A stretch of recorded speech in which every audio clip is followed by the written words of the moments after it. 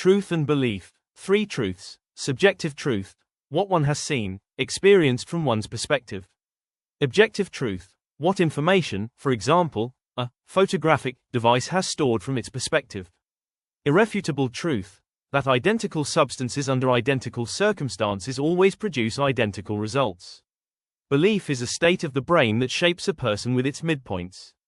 Here, one believes in a spirit, in the sense of a metaphysical construct.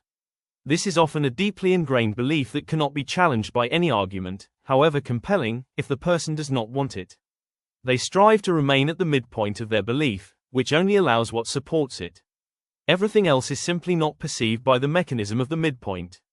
Belief has components exclusively from within the person, never from the outside, because the external substances that one perceives, such as writings, speeches, buildings that are meant to serve as justification, are transformed by the brain according to the midpoint principle of belief. Faith lies in primal structures, and these operate through feelings. People readily surrender to them when they find them appealing and often accept them as proven facts. Believers will never understand the essence of the world as long as they are trapped within the core of their beliefs. And therefore, they cannot see that everything consists of substances that operate according to laws. They thus live in the world that their religious community has constructed. If they deviate from it, they risk being excluded from this community of believers and losing their sense of security.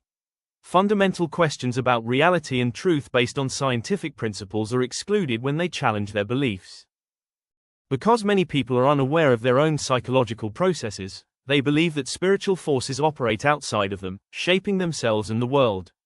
This is pure fantasy. The processes within them follow the midpoint mechanics that govern their perception of themselves and the world.